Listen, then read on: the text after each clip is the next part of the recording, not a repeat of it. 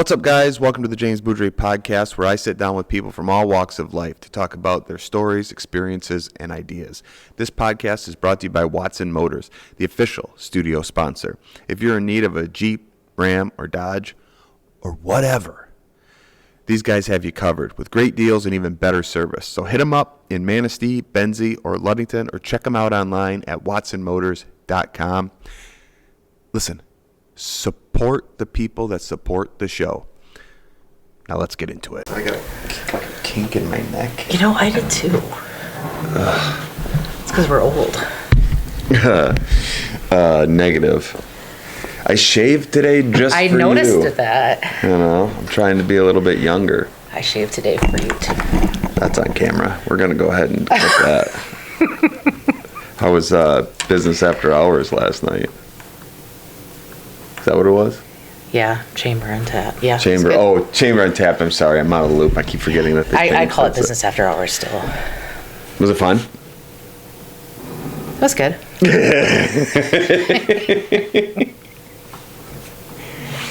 Oh, Your Grace, welcome to the podcast. I got some questions for you today. Some get to know you questions. Maybe questions.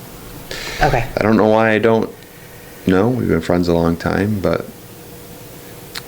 What do you want to know? Well, let's get into it. Okay. How long have you been in Manistee? Almost 21 years. So your whole life? Yeah.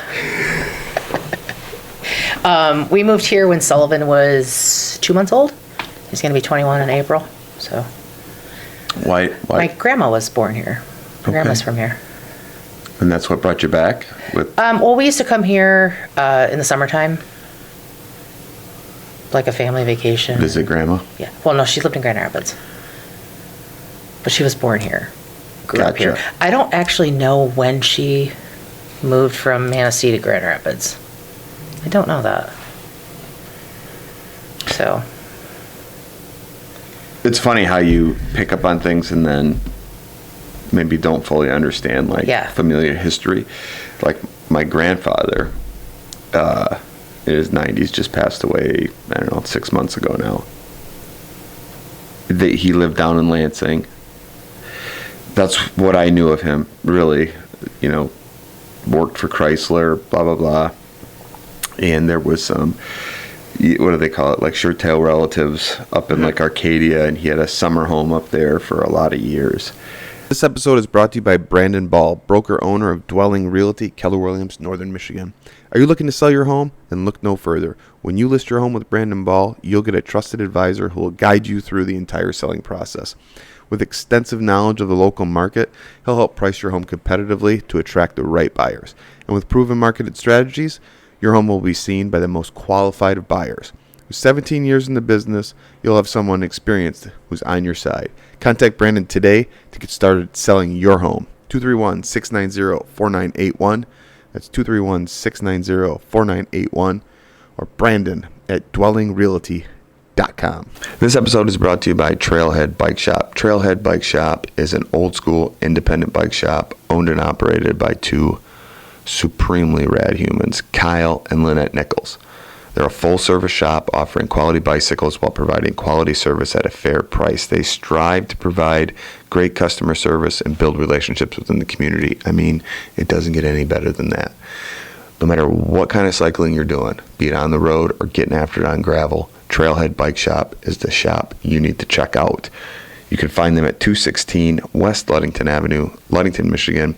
You can get a hold of them at 231-845-0545 or trailheadbikeshop.com. But he graduated from Manistee High. No idea. Well, grew up in Arcadia, went to Manistee Public, right? I had no idea. It's weird, like that never just came up ever. Yeah, I'm sure I have quite a few relatives in here that we don't know about because everybody's related to everybody. But I just found out that I went to high school with Rob Madacco. I think you told me that at one point. So odd to me because he's a year younger than I am. He was probably real skinny back then. Yes. No muscles. I did find a picture of him in my yearbook. I did. I was still searching for a couple other ones, but yes. Where'd you go to school? Ottawa Hills, Where's that? Grand Rapids. Okay. Yes. So, but I guess I'm confused though, like, but why move to Manistee, even though like your grandma was from here originally, or born here? It's a weird kind of, it's a weird, and my whole family lives here now. Right. So my sisters and my aunt and my mom, we came up here and stayed for the weekend, the summer after my grandmother passed. And my mom was, she's like, oh, I'm going to go out and get donuts or whatever for breakfast. And like a couple hours later, she came back, she didn't have donuts. And she's like, oh, I bought a Victorian. I'm like, a Victorian what?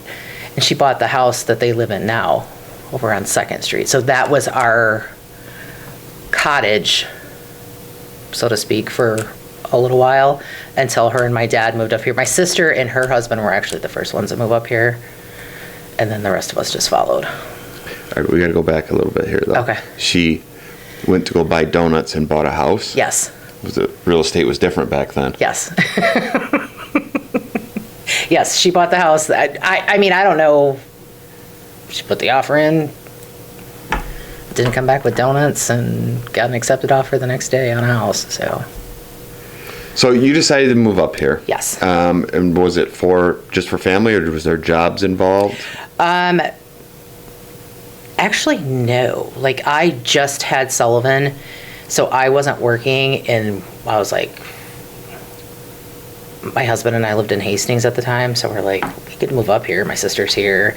So he got a job at Fablite, and then I stayed home with Sullivan for, another 6 months, and then started working. When did you get into real estate? 2007, early 2008. Oh. Yeah. Like a really great time to get into Yes. real estate. Jesus. So just before that, everybody was probably saying, oh, you get your real estate license, make a ton of Yes. money, and then the housing market crash. Yes. And I started out as an assistant for Jean Maloney. I was her assistant for a while, and then got my real estate license. So was that like the goal? Start working for her and then get your license? I never had any intention of getting my license. I was just content doing what I was doing, but she was like, you need to get your license, and so I did. And then my husband passed, so I mean, I needed to have like a full-time job because he died in November of 2009. So What happened? blood clot.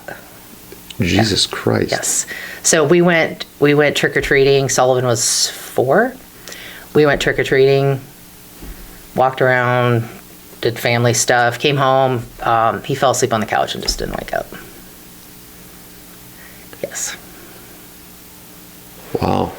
And I do have to credit the police department at the time. They did a fantastic job coming to the house because, I mean, Sullivan was only 4. Like, he never knew anything. They couldn't have been nicer. So, yeah. How does that conversation go with him? Like when he was 4? I mean, he's kind of knows that dad's not around, right? I mean, I don't know if I handled it properly. I can't really remember. I mean, like, how probably could you didn't. handle it properly? I'm pretty sure I just was like, hey, Traumatic.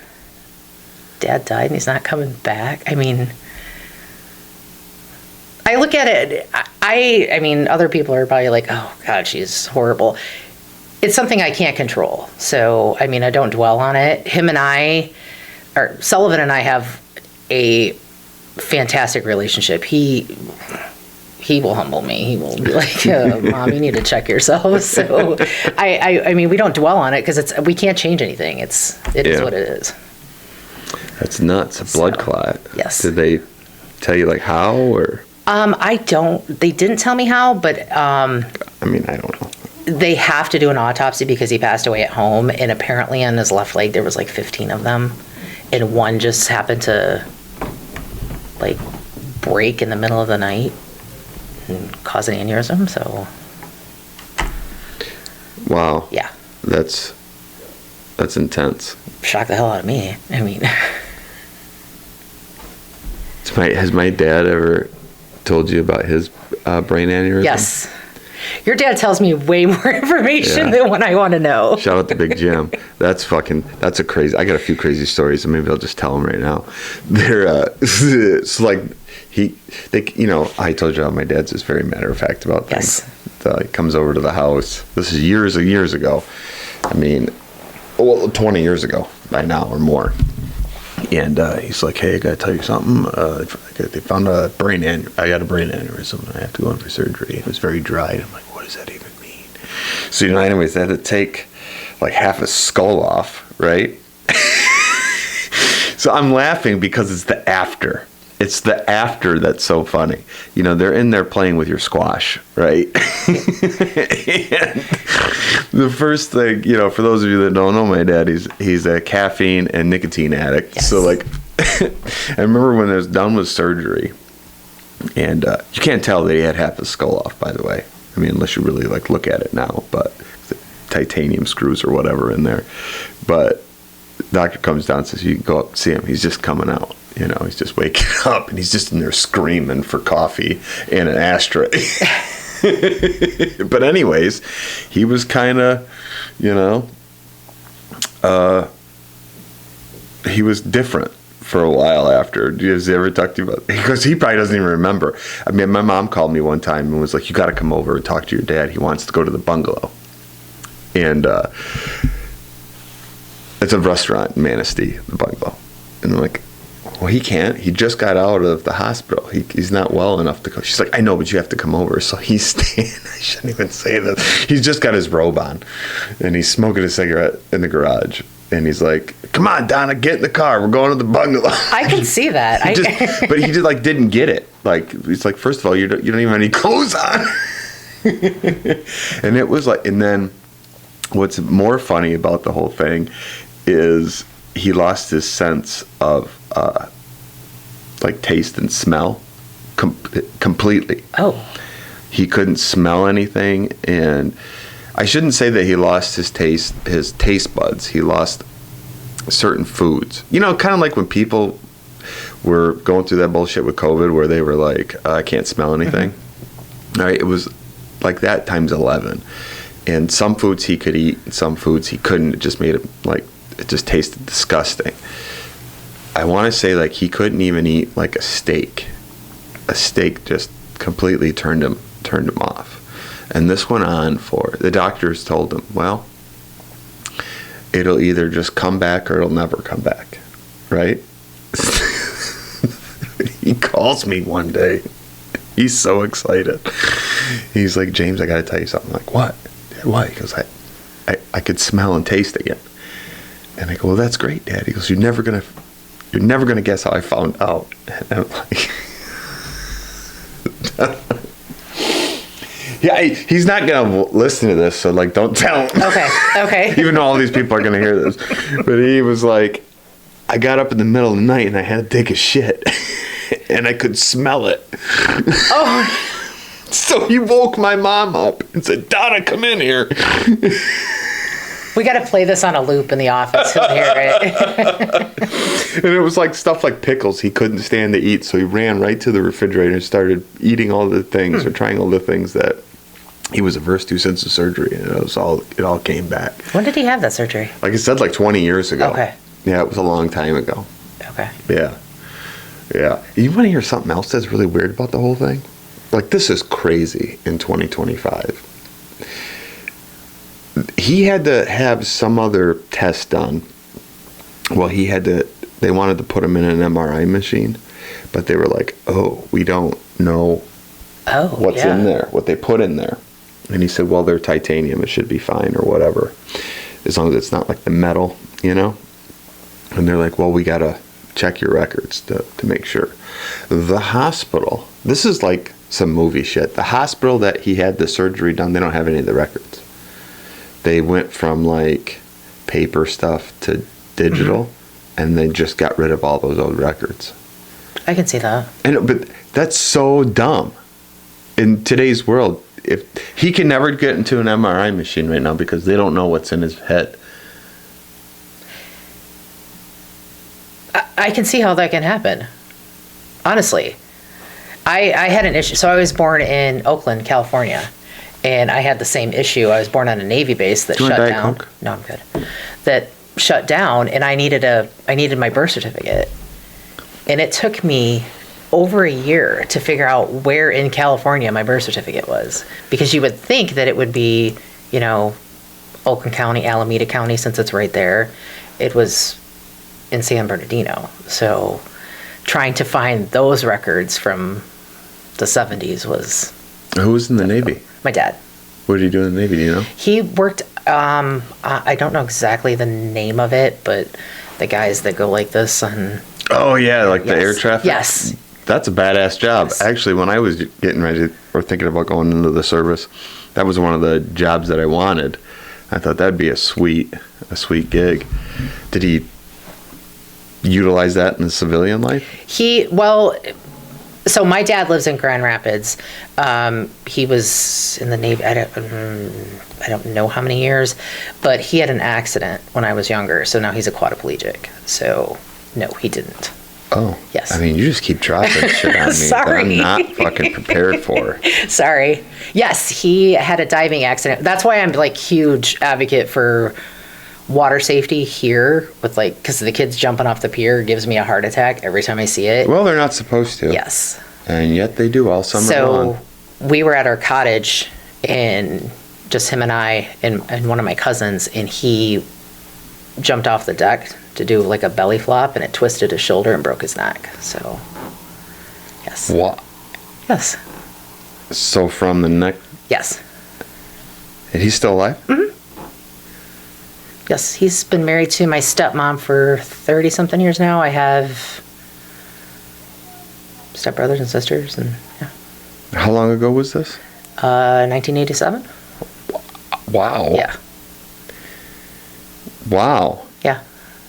I mean, it seems like, this is going to sound so bad, I don't know how to say it, but it seems like a long time to live with that 90+% disability. Oh, yeah. Yeah. Like, that's got to be hard. But my dad has a good sense of humor. Like, he's always like, ugh, hope I don't get drunk and trip and fall or something like that. Like, so, I mean, he's got a good sense of humor about it. Wow. I mean, yeah, Jermaine. it sucks, but it's another one of those things, like, you can't do anything about it. So, Yeah. Well, I mean, that's a great way to I'm a look at big, life. if you can't do anything about it, don't dwell on the shit. I mean, Yeah, keep moving forward, Yes. right? And there's a guy I graduated high school with that it broke his neck. We were in I always forget the way that they move the schools around here. When Yeah. I grew up, there were different names for everything, and they're changing the names again. So, anyways, the school that they tore down in Parkdale, was that the old Kennedy School? whatever, I think it we was. called it North. Okay. I remember it as the old Kennedy School, so but I know what you're talking about. Yeah. So that grade, and I think then it was like maybe 3rd, 4th grade over there, or 4th, 5th, whatever. They were down by the dunes. This is before the condos and the cottages and everything out at 5th Avenue, and there was like an area where water had built up, and they were like jumping in the water, and he decided to dive, and it was only like 1.5 feet Yeah. deep. Broke his neck, but like nobody knew. He just got out of the water and took his shirt off and tied it around his neck to keep his head up and fucking walked home. I'm laughing because he's good now. But Goodness. it was one of those things where, as a young person, you don't really see a lot of that kind Yeah. of stuff. And then, I wasn't there. I just heard secondhand, and then everybody knew that he had broke his neck. And then, like, a month later, he comes back to school. He's in a wheelchair. He's got that halo thing on. Yeah. And we're like, holy shit, he really did fuck himself up. Yeah. My dad I had a think even now halo it's for just a kinda long like, time. He's Yeah. still a little stiff, even at, almost 50 years old. But Well, it's weird too because I had to take a class in elementary school called drown proofing, where they taught you like water safety. Like they literally put you in a canoe and tipped it over and like in the water, and you had to figure out, how to get underneath the canoe where the air is, and like it was brutal. But in school? Yes, I think it was the 4th or 5th grade. I can't remember which one. But if I didn't take that class, I would have not known how to get my dad out of the water and give him CPR. Like, I would have not known that at 10 years old if I didn't take that class. So it's kind of odd to me that we live on the water and we don't push more of those classes. Yeah, like more water safety. Yes. And I know growing up there was water safety classes, but they were not through the school. You had to like boater safety and shit like that. You had to actually go to those. I feel like this was like a mandatory thing because I wasn't all about it when we took it. Gosh, if we did that here, I don't remember it. Like hunter safety was a lot more accessible up here. Yeah. It's not, I don't think it's as accessible as it used to be. It was another one of those things where you could just kind of hitch on through the school. You'd think water safety would be a no-brainer. I mean, I know they do have classes and stuff, but I think that you would. Yeah, I mean, for all the lakes, the big lake, the Yes. inland lakes, the rivers, and all that stuff that we have here. But, it's probably not in the budget. This is true. Kind of like driver's training. Driver's training was so easy for me when I was a kid. When I got the hit with the bill for Sullivan for driver's training, I was like, this costs what? It was free for when I took driver's training. Because it was through school. Yes. You turned 15. I was like, all right, let's I remember get I our did it in permits. the wintertime, and I had a beat-up Chevy Cavalier with no heat and no radio, and we just were in this parking lot doing circles in the freezing cold. My friend Michael is who does the driver's training here in Manistee. Him and his mother, and his grandfather, Don Wayberg, was a phys ed teacher, and he's the one that did all the driver's training. Him and Dick Lindemann was the other phys ed teacher, and two completely different personalities. But I remember just sitting in a class like for a week. That was it. And it was in the morning before school. It was like a half hour every morning. So like school started at 8. We had driver's training at 7:30 in the auditorium, and we just watched videos. Like there was no instruction. I think we did videos too. We just watched videos, and then we took like whatever test they developed in there. And then after that is when we did our driving. And both of these guys were like, we're not going on the 31. Like, we never did. I drove my driver's test, my exam. I drove from the high school on Maple, that high school, out to Onekama. And then the other kid that was taking the same driver's test drove back. Yeah. So we made like literally 2 turns, drove out, drove back, 2 turns, parked. Hey, congratulations, you guys can go take your test to get your permit. I think it's even easier now. I don't think that. No, dude, it's not, because I never had the Well, the logging in and everything, but the driving, I think that they should go to Grand Rapids and drive. I mean, you're going to get a much better driving education having to drive in all that congestion and bullshit. But how do they know to get on and off, highways? Like I did Grand Rapids. We live in northern Michigan. Yeah, but they're gonna have to leave eventually. No, never. I had to do like the S curves and East Beltline and downtown Grand Rapids. You could fucking keep that shit. Like, in the rare occasion, once a quarter, we will either go to Traverse City or Grand Rapids for something, and I hate it. Oh, I used to especially Grand Rapids. I used to love driving the S curves when I was younger. I mean, we would fly, but there wasn't as much traffic as there is now. Like, there's so many more people in Grand Rapids, but I used to love driving through the S curves in Grand Rapids.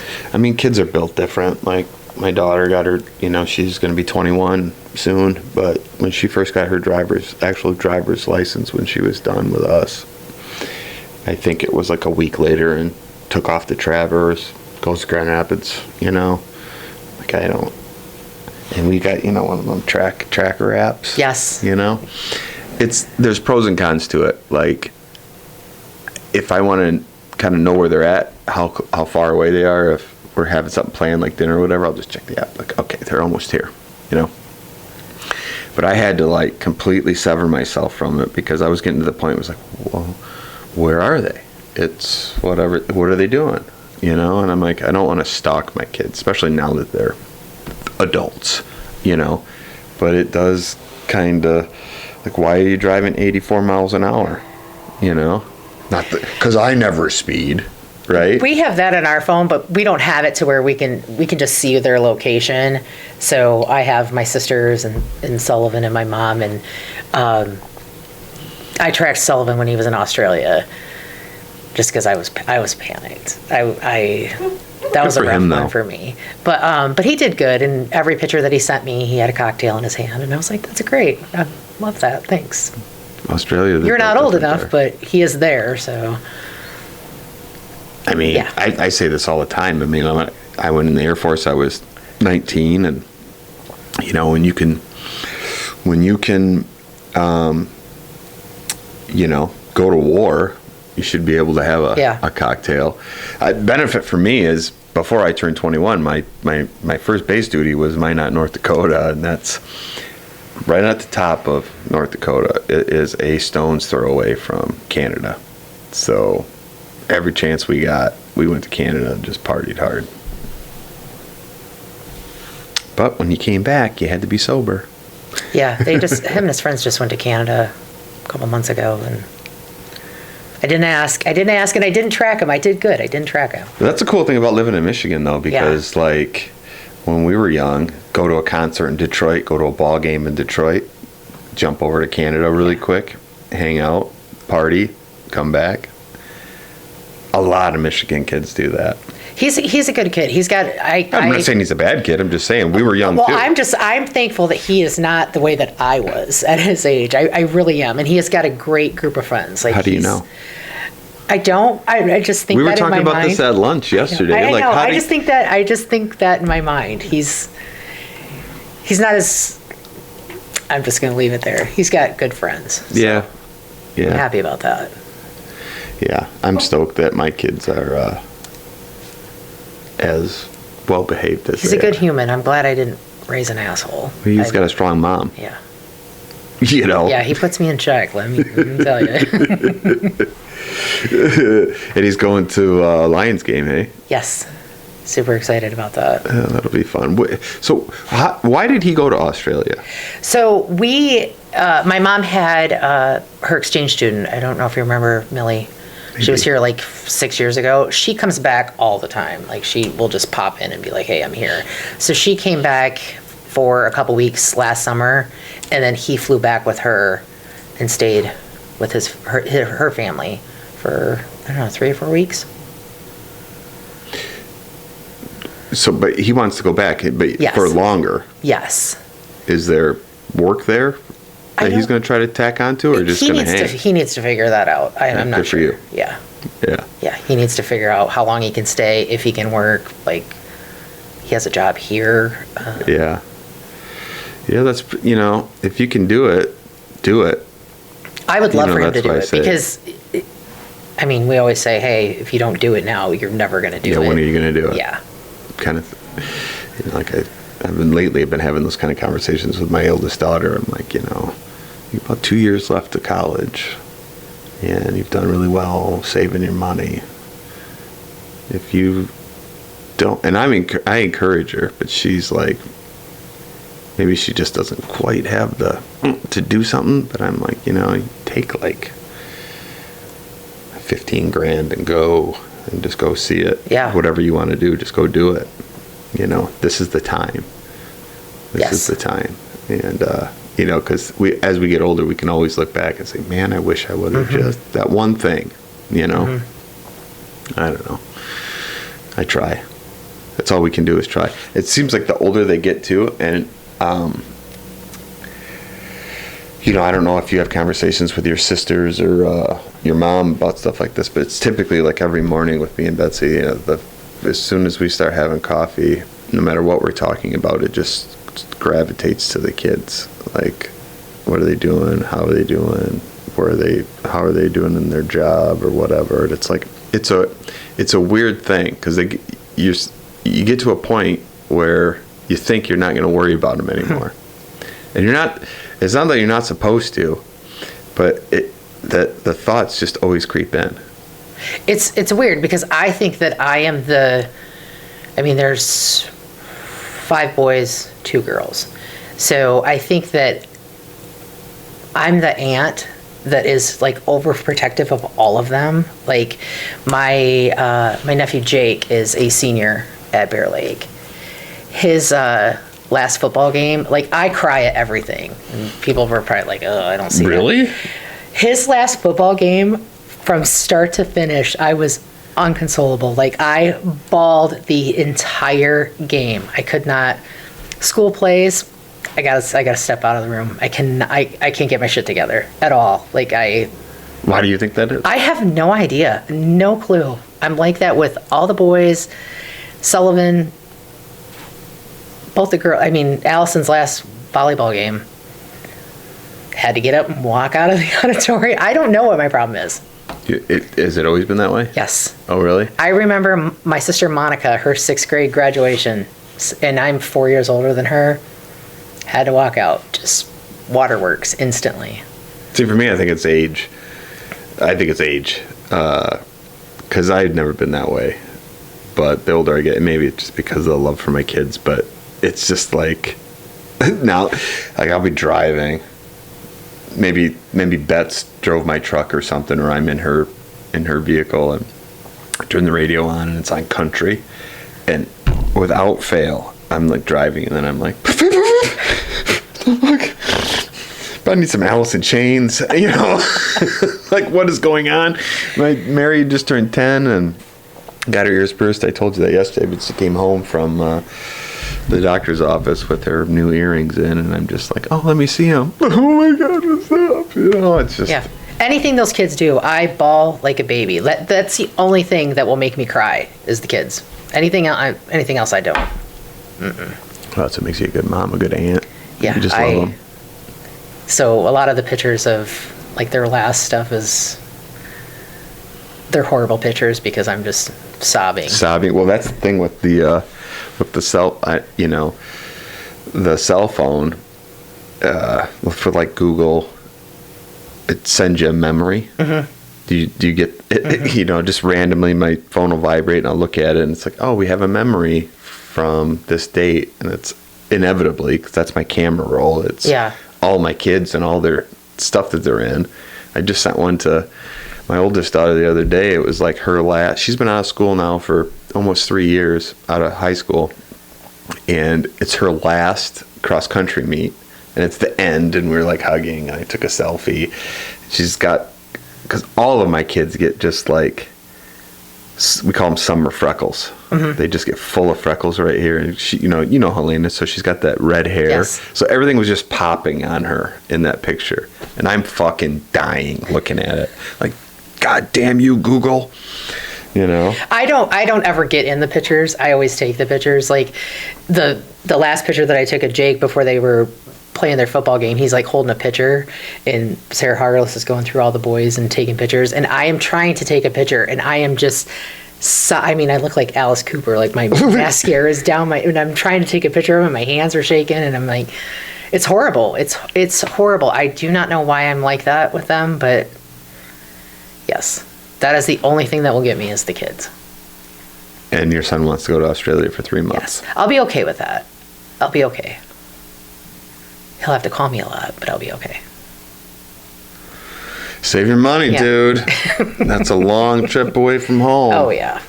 Christ, that long flight. Yeah, that's the thing that gets him. He doesn't like the flight. I mean, that's got to be 20 hours? I think it was 24 on the way there.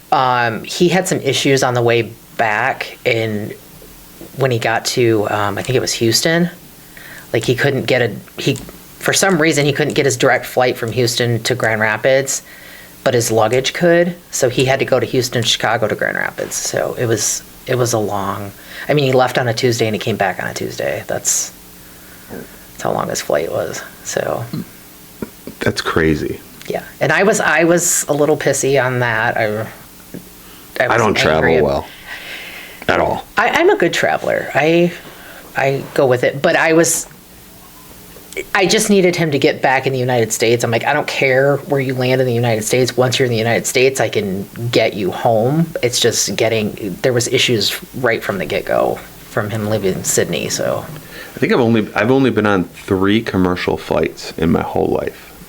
Oh, really? Yeah, 3. The first one was the first one. I was so like when I joined the Air Force. I'd say 4 flights. Yeah, because when I joined the Air Force, I had to fly to. This is the fun little recap here. So, anyways, I had to fly to Texas, which is where boot camp was. That was easy enough. Fly there, get on a bus, start getting yelled at. But the flight home, so everything for me was in Texas. Everything was in San Antonio. Boot camp, my tech school, the police academy. I was there for over a year before I went to my first base. Well, by the time I was done finishing up with when I finished the police academy, I didn't have orders, so I was fucking stuck there in the dorms on the Air Force Base with nothing to do. Like, I didn't have to do anything but just get up for PE and then go eat 3 times a day for 3 months. I was just stuck there doing absolutely nothing. But so anyways, another one of my buddies which sucked for him because his family lived in San Antonio and he was waiting for orders as well, but couldn't just stay off base. He had to stay on base. Oh, so he could go and like hang. We could leave the base and go hang out in San Antonio, and we did that every day. I love that city. Have you ever been? No. That's actually, I mean, it goes back and forth. People talk shit about it. People love it or whatever. They got this really beautiful river walk and it's thriving. I mean, it was in 97, 98, but I can't speak to it now. I've been back since. But anyways, the day before I had to leave, I was flying home. I had got my orders, but then I could come home for like 2 weeks and then go. So we went out on the town, him and I. Smashed. I mean, we got smashed. We walked into one bar, and again, I'm dating myself. This is like 98, and there were pitchers for $1. Pitchers of beer for $1, so we were just slamming beers. Now, I am 170 pounds at this point. Like, I haven't seen that since. So, I mean, I was getting smashed quick. Because you just didn't drink. You were still just coming out of training. Anyways, I'm probably boring everybody at home, but I'm getting there, I promise. Then we started when we left, the bartender was really cool. We're going to go to this other bar. They have like $1 tequila, $1 margaritas, whatever. I'm like, let's do it. Let's go. Just got blackout on tequila. Like my flight left at 6:30 in the morning. It was a 40-minute drive to the airport from his house.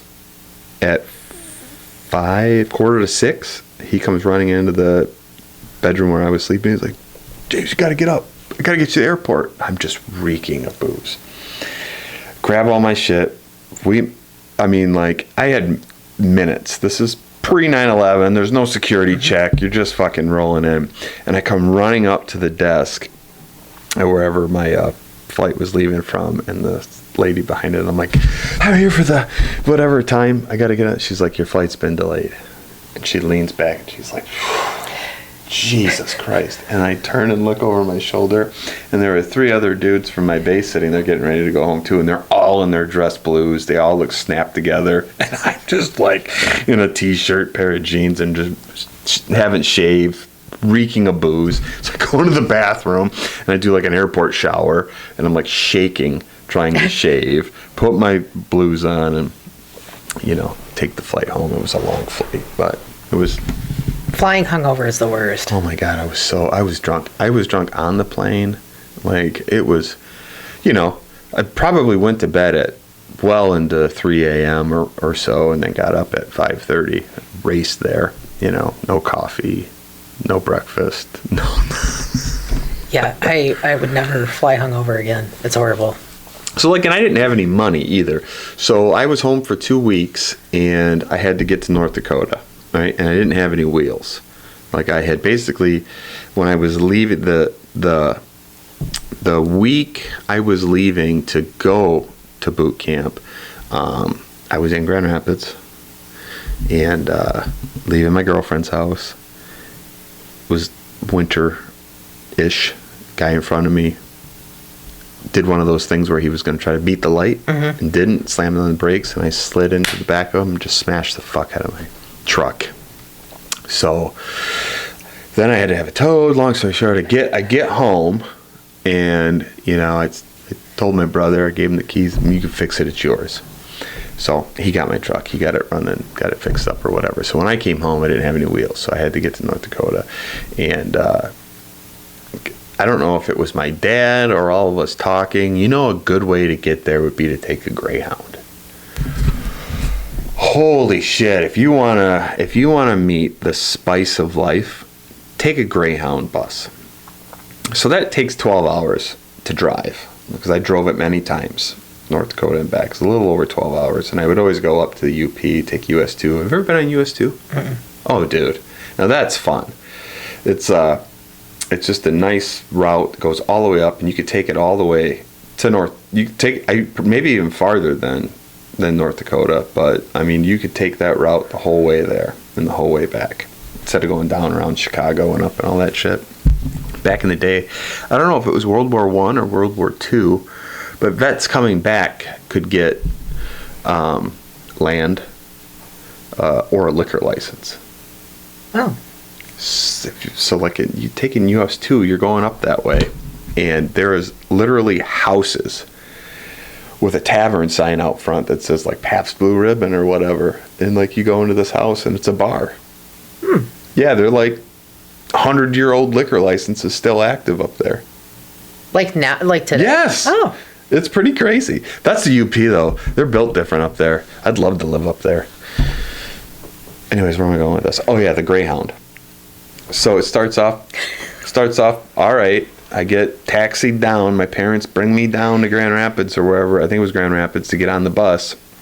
And, we had one of those bus drivers that it's like a character in a movie. Okay, on your left, we're going to see a Circle K coming up. This fucking guy talked the entire time. And then it was like, all right, we're stopping in the Chicago terminal.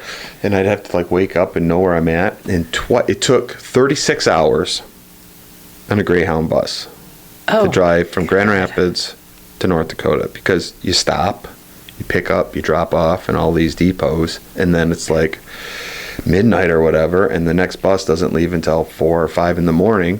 So you're just sitting in a bus stop in some random town somewhere, and the people, no shade, but I'm a big people watcher. Yeah, but it can be a little like, these fucking people are weird. But it's interesting. I love to people watch. You would not do well in a Greyhound bus for 36 hours. Oh, no. I don't know. Maybe in my 20s, but not now, no. The next plane trip was Spirit Airlines. That was your first mistake. Well, it was me and 1, 2, 3 other buddies. We were going to Myrtle Beach for a week, spring break. Nice. So the tickets round trip were like $150 back then. It was super cheap, but it was fine. But like the first thing you sit down, the flight attendants are coming down the aisle, and we're like, sir, would you like something to drink? Yep, I'll take I don't know what it was. Probably back then it was a rum and coke, So I get the drink and I take a drink out of it. I'm like, oh, can I just get one more? And they're like, sir, you need to calm down. All right, you've like already getting on me. I'm 20 something, so I'm like, oh shit. They know right away that I'm going to be a problem. No. So I had to be good, the whole plane ride. But yeah, that was another one where we were coming back from Myrtle Beach, and we had to sit in the tarmac for 6 hours because, Spirit, is borrowing shit from everybody. It's a lot like using our airport. So I'm told. I can't fly out of our airport. I don't like small planes. I got a fear of heights, and I can't do it. You know, although I've talked to a lot of people, though, it is pretty dope if you can go from here to Chicago. Yeah, so a lot of people like it. I can't. It makes me nauseous just thinking about it. I don't like little pedal jumpers. I don't like helicopters, nothing like that. Oh, I like helicopters. I like helicopters a lot. Helicopters are fun. I'd take a helicopter anywhere. Yeah, I don't do heights. I don't even look out my bedroom window because it's on the second floor. That's how... You know, I'm the same way, to be honest with you. I don't care about flying. I'm fine flying. Yeah. Even though I've only done it a few times. I'm okay jumping out of a plane. Yeah. I'm okay flying, but I will never fight anybody for a window seat. No, you can have it. I mean, I'll take the emergency exit to have the leg room. Yeah. Like our boy Dylan. Like, that's his thing. He'll take that all day long just to have the extra leg room. Yeah, leg room is important. But I don't do well in elevators or looking out over something. There's just something about, like, the... And I hate the glass elevators. I don't need to see that I'm going up. Or feel like you're about to fall. Yeah. Some of them, like over at the PNC building, Tristan cuts my hair, and I have to take that elevator up to hers. Yeah. And when you get in it, it's already like, and then it feels like it's really struggling to go up. Yeah. City Hall is like that too. It makes me a little nervous sometimes. I've used that one a few times. But I also won't look over the banister. I mean, no. Because you are the mayor. You had to bring that up. We're deep enough where it's okay. We're deep enough that it's okay. Where was I? What else you got for me? Well, I got plenty. I got some fun ones that came through. One of my peeps wanted to know what your stance is on the moon landing. I don't have one. Do you think it's real? Do you think we really landed on the moon? I mean, we've been told that. Right, Jermaine, we've been told that. The reason why this came through is because people know my stance on it. Well, I don't watch your podcast, so I don't know your stance on it. You can listen to it. You don't have to watch it. You can listen to it anyway. Okay, yeah, I don't have a stance on it. Oh my gosh. I will next time. I'll read about it. I'll start sending you some stuff that's like enlightening. Okay. Very enlightening. I don't have enough information to have a stance on it right now, but the next podcast that you do, I will do my research and then I'll have a stance on it. Just put in your phone, was the moon landing real? Okay. And then the next time you come on, we'll talk about it, because there are some things out there that are a little shitty. Okay. Actually, it's kind of a bit of mine. I'm neither. So the deeper I get into this conspiracy, because it is a conspiracy, that the conspiracy is we never went to the moon. Okay. All right. And it's for funsies with me. Like, I kind of dip my toe in the water and some of that stuff. But then sometimes I'm like, oh, wait a minute. That's a good fucking point. Like, that can't be real. Okay. Like some things. The crazy thing about it, one of the crazy things about it is, do you know that there's they call it the Van Allen belt. It's a radiation belt that's, you got to go through that to actually get to outer space. Okay. All right? It's deadly. Like, the radiation is so deadly that it would kill any living thing that went through it. Right? So in order to get to the moon, you have to go through that, right? And we, United States, and no other country has been to the moon, right, since 1969 or whatever it was when we went there. We've never gone back since. All right? That's kind of odd. Hold on. Okay. Stay with me, because like when I'm like goofing and I'm like, wait a minute. Okay, so we've never been there since.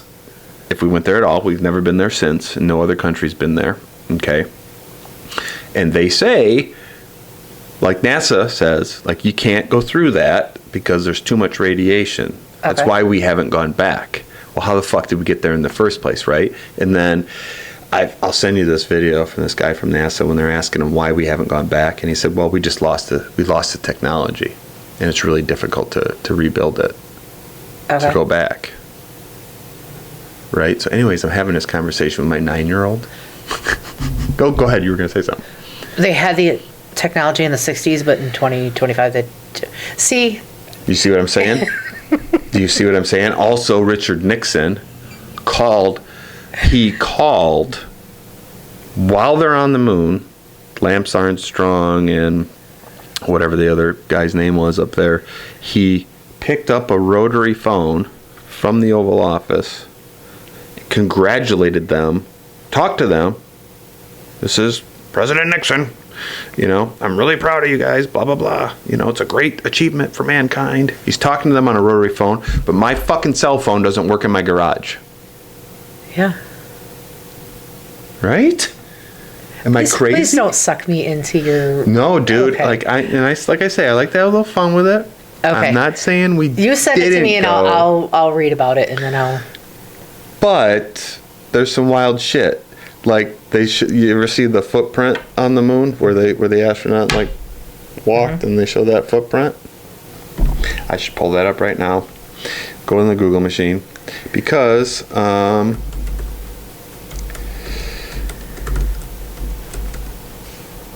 the moon and boot. Oh, isn't this interesting? Let me show you this. So there's the footprint on the moon. Right? You recognize that, right? Mm-hmm. Here's the boot that they wore. I'll clip that in so you guys can see it at home. So the boot that they wore is smooth and the footprint is rigid. Right? NASA's lying to us. It says right there, look guys, I'm telling you, NASA's lying to us. So I said that I show this stuff to little Mary. And my mother-in-law was asking her about something had to do with space, and she went right into, well, Grandma, we never actually went to the moon. And she's so dead serious. So now I got to try to reel her back in. You can't be talking like this to adults because they're not going to get it. But I'm just saying. Okay. I'll read what you send, and then I'll have a stance on it. I mean, I just like to have a little fun with you is all. And the other thing was AI. Do you use AI for anything? Do you use GPT or anything like that? I try. I'm not a good tech. I'm not tech savvy at all. I don't know how to make videos. It's not my thing. Yeah, like I was telling you yesterday at lunch, we're super Amish at home. We have a TV.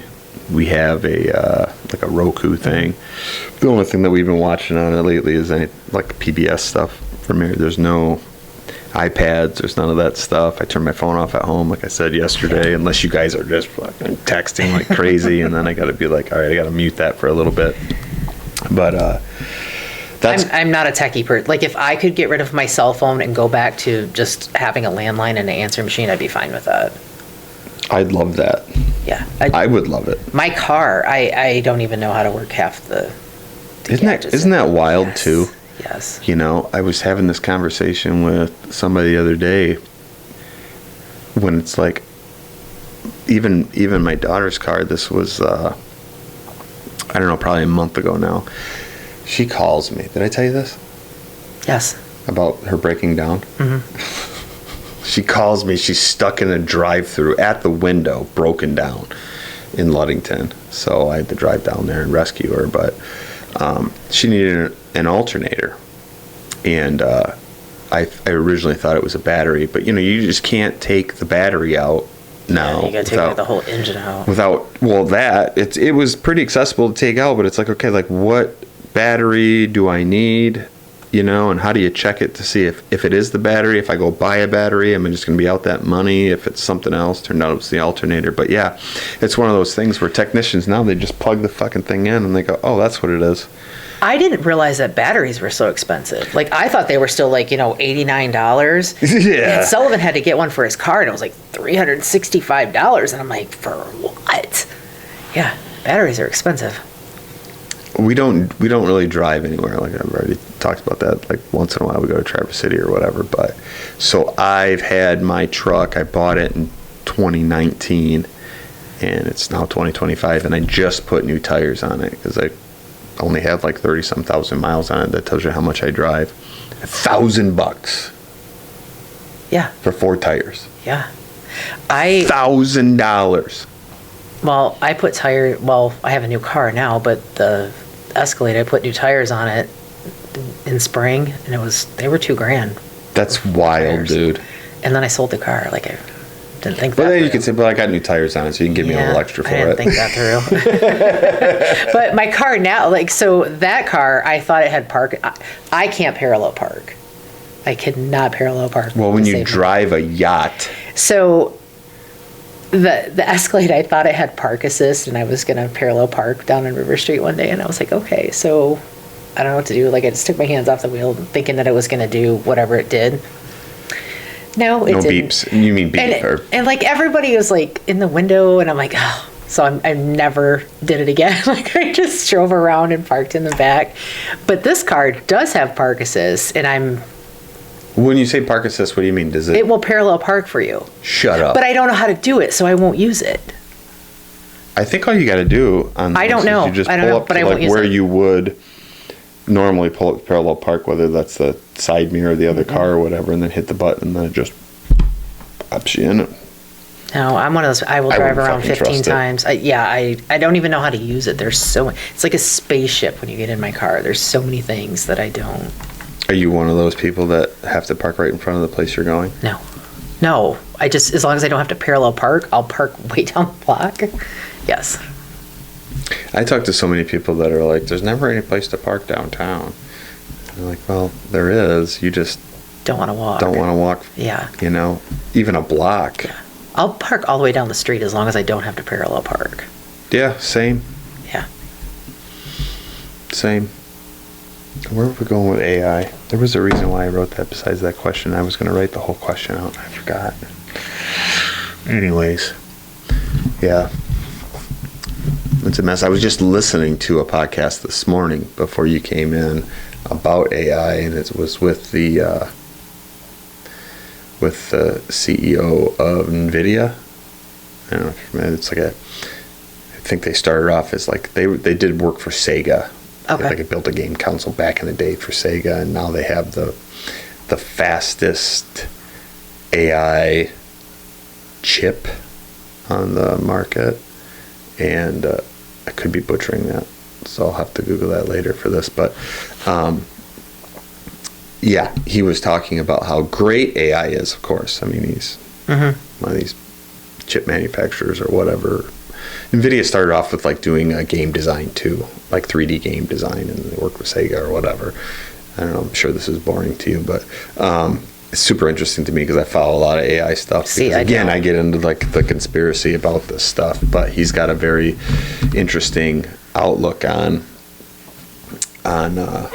AI and how it will positively affect mankind versus negatively, and with like job creation and stuff like that. Oh, that's what it was. See, it just takes me a minute. Has AI been adapted in real estate? Like Yes. with, like the listings Yes. and stuff like that? How? So, yeah, you can do like an AI generated like room, put furniture and stuff in it and do like. Not cool, dude. Yeah, I don't know how to do that. And I don't think that, I wouldn't use it just because, I mean, I've seen listings where it's the room, empty, room with furniture in it, and I don't know how to do So it. they're just doing like this is what it could look like. Yes. It definitely makes the listing more appealing. Yes. If it's staged, Yeah. you know, in that way. Have you seen any ups or downs lately with real estate in terms of selling, sales prices, new purchases, stuff like that? It always slows down this time of year. I mean, But I would say in general then. I mean, based on the boom that everybody went through COVID-wise. it's definitely, I mean, some people are just still trying to price their homes like they were during COVID, and it's not, they're just sitting. But I think real estate's going good. When you say people are trying to price, like agents overpricing? I don't really know if it's. I don't know if it's the agent or the homeowner. So I don't want to say, agents are, because sometimes sellers don't listen to us and they want to price it. So I don't want to say, the agents are overpricing it. No, I get you. I get you. Yeah. It is weird, though, as somebody not in real estate, but like I told you the other day that I watch Zillow. Yeah. Because I'm pretty sure that we'll eventually move. But when I see stuff, it's like, wow, that's like just like our house. It's just like our house. It's got the same amount of land or whatever, and it's so expensive. Mm-hmm. And then I see, wow, that's just like our house, got the same amount of land and everything, and it's not as expensive. Mm-hmm. So it's a weird, I guess, like when Brandon's on here, he's like, it's what somebody's willing to pay. Yeah. He's very straightforward with that. My favorite thing about Brandon when it comes to real estate is when somebody calls him and says, well, what do you think they'll take for the house? Yeah. And he says, what are you going to spend? Yeah. Yeah, that's an odd question. I get that a lot. Well, I think that's just kind of ingrained in people. Everything's a negotiation, and they always want to start with, it's like when somebody says, what's your budget? Mm-hmm. And then they say, how much is it going to cost me? You know what I mean? It's never really truly open, but I don't know. Brandon is the techie one in our office. Without a doubt. And it's weird because if I learn something, then I got to kind of show it to Jim, and I am not the best teacher, so I get overly frustrated. He's the best, though. Yes. Because like when you guys are going through this office remodel because of that damage that happened, and he can't work at home. Yeah. So man, he called Brandon and was like, hey, I need someplace to at least sit with a computer because I can't do this at home. Yeah, he was in the conference room for a while. He's got to come to the office. He's got to leave the house. He's got to smoke cigarettes. He's got to get his coffee. He's got to have a place to sit down and do it. I love Jim. I have so many funny stories with him. I mean, the one where we got lost after he said, I know every 2-track in this county. Tell me. So, I mean, God, it's been probably 6 or 7 years now. And I had to find this property. And he always goes with me on land because he can find corners like nobody. So he's like, okay, way out on Lumley Road, we take this 2-track, and we are on this 2-track for quite some time. And I had a big Jeep at the time, and it's getting darker, and I'm like, why are we still on this track? And nowhere to turn around. It's like swamp, it's trees, and he's like, just keep going. He's like, we got to get out somewhere. So we come to this end, and there is this metal bar, and there's an embankment on both sides. So I can't back up and go back through this. And I am so pissed. And I'm like, we're going to be stuck here. Nope, we have no cell service. He calls the snowmobile club. Well, come to find out, that's locked for the season, and we're not even supposed to be on it. And I'm like, okay, mister, I know every track. We're calling the office. We're trying to find somebody to unlock this gate.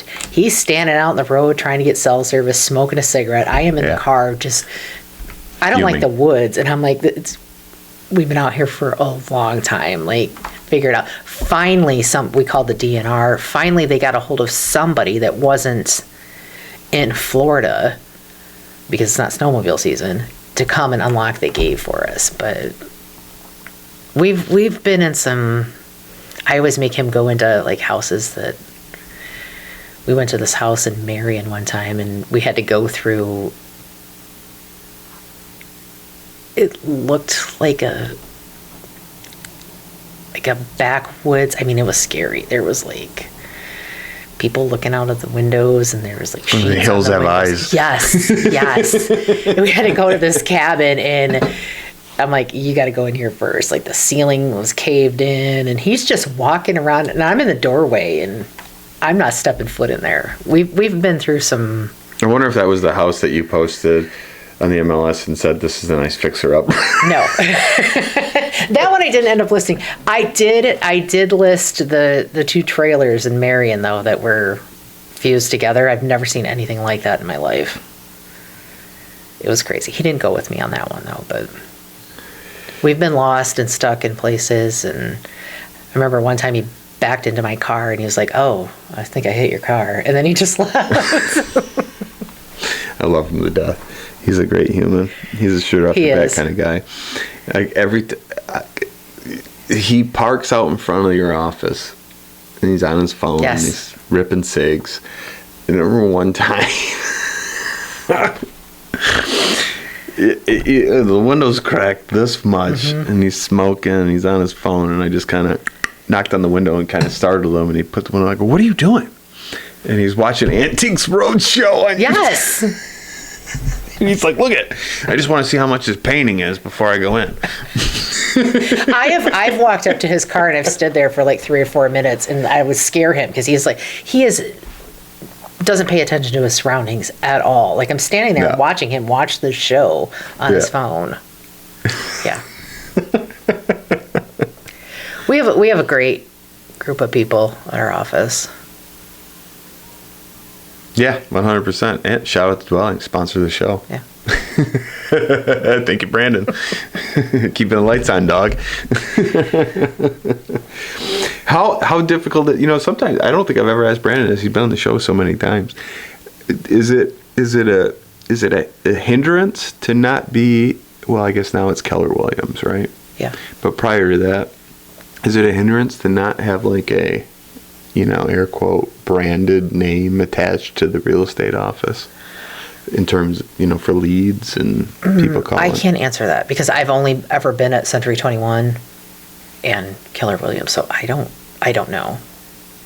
I don't think so, because all the agents that we've had have been around for quite some time. Yeah. So. Yeah, and sometimes I think about, like, in the past, they'd be like, well, I think most people would just be like, well, recognize the name, Century 21, Colbeck, or whatever. But Essential's now, not a global, and I think Darren's doing pretty good. Yeah. Well, and I think, social media helps with a lot of that stuff. Now people just recognize who a real estate agent is. Yes. And who to call. And, you almost don't even need yard signs anymore. Yeah. Honestly, I don't know. But I would be like, what do you need to spend your money on a yard sign for? You got Zillow, you got social media.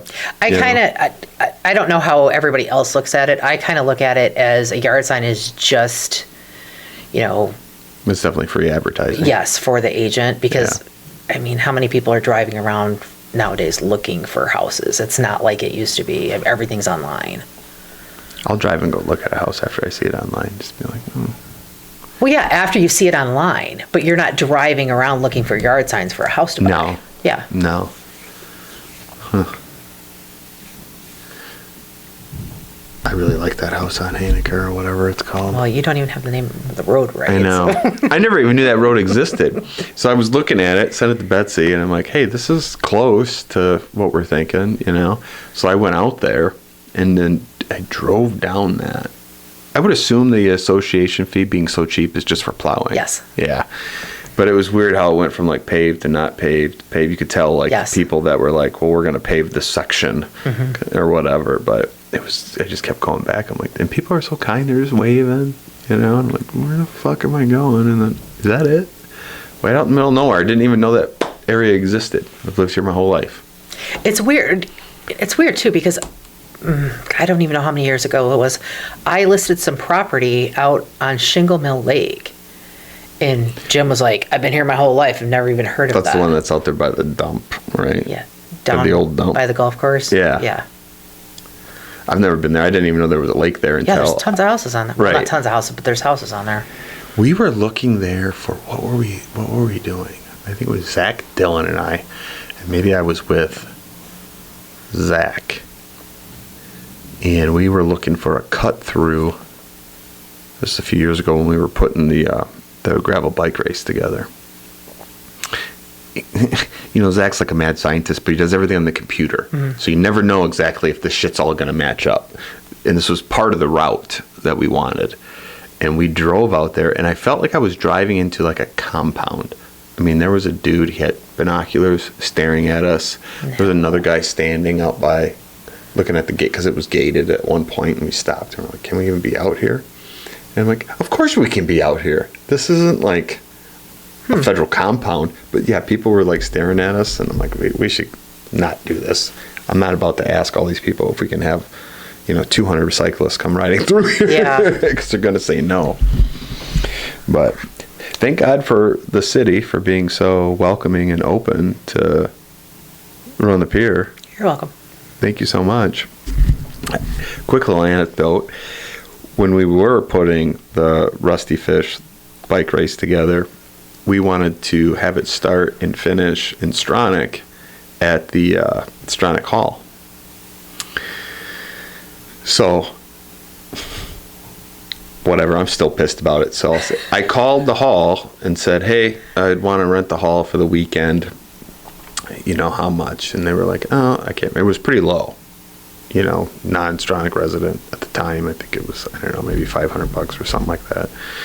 And she was like, the gal was like, well, what's it for? And then I told her, I said, well, it's for a bike. Oh, we're gonna have to get back to you. Right? And then like the price, she called back and she says, well, I think, we're gonna have to be somewhere around, it was a lot. And I don't remember the number, but it was $1,000+. And I'm like, okay. And she's like, but you gotta have township approval. And I'm like, for what? To have your race. Because I was like, well, we'll probably do like maybe some food trucks outside in the parking lot, but, we'll use the hall as the staging area and blah, blah, blah. There's not going to be much wear and tear. We just need your toilets, basically. And she's like, well, you have to get all the township. I called the township. I can't remember the guy's name at the time. That was kind of like the grand poobah there. But I called and called and called and left messages after messages after messages. And finally, if there's one thing I am like my dad, I got a point and then I'm going to get pissed. Mm-hmm. And I called and I was on the answer. It was an answer machine, but it must be one of those answer machines where you could hear it. And I'm like, listen, I need to talk. I'm getting pissed. Somebody needs to answer this phone call. I need to know what's going on. We're getting ready to put this thing together and this is a key component or whatever. Guy answered the phone. Man, I wish I could call him out. I can't remember his name. But he was like, yeah, we had a board meeting and we turned you down. And I'm like, or a council meeting or whatever they do, a township meeting. We had a township meeting and we decided we're not going to let you do it. There's just too many cyclists and there's going to be too many people on the road. And I'm like, well, number one, I haven't even been afforded the opportunity to plead my case on this. And you just shot me down. You know nothing about what we're trying to do other than there's going to be some cyclists on the road for literally a half a mile before they took off onto the back county gravel roads to go and do the race and come back. And I was livid. Like I wanted to get a lawyer involved. Yeah, that doesn't seem right. It was horse shit. And I'm like, well, whatever. So we rerouted and changed it, and it actually turned out to be much better. Anyway, so in hindsight, I guess the universe was like, hey, dude, there's another option. Mm-hmm. Take that option and run with it. So we did, but it's just one of those things. Like I'm very like go, go, go, go, go, which is why I could never be on city council or any of these boards. I tried DDA, and I'm just too like, why did it take it so fucking long? I struggle with that. I struggle with that. Like I'm very impatient. Like I want things done immediately. Yeah, and then be like, well, which committee's handling this? Mm-hmm. Yeah, I struggle with that. That's one of my struggles is I'm impatient. So we'll bookend this podcast, but I want to say that yesterday we tried to do one. We were a little nervous, and I think today was much better. I do have a few clips from what we did yesterday. I'll toss some of those into this, but as we go forward, I think we'll plan on doing some fun stuff together. Yes. That probably won't be so long format. It might be just short little fun conversations with some treats to kind of lighten the mood. Yeah? Did you have fun? Yeah. Yes. I'm glad you came on. I've been asking you to come on for a few years now. So, I know it was a pretty light load. I don't like this stuff. You love it. I don't. You love being the center of attention. I absolutely hate it. Hate it. Well, I look forward to seeing you tomorrow in the Sleigh Bell Parade. Yeah. It's going to be great. And the bell ringers. And the bell ringers with Sammy. Shout out to Sammy for putting that back together. That's always a rad thing. People do look forward to that. So Yeah, we'll be downtown, I think, 2:30ish, hitting all the businesses. And you're still waiting until Monday to talk to your mom. yes, she called today, but yeah. She's got to be pulling her hair out.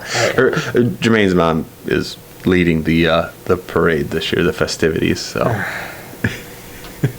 she does a great job. I'll let you know on Monday. Let me know on Monday. Thanks for coming on, hon. Thank you. Goodbye, everybody.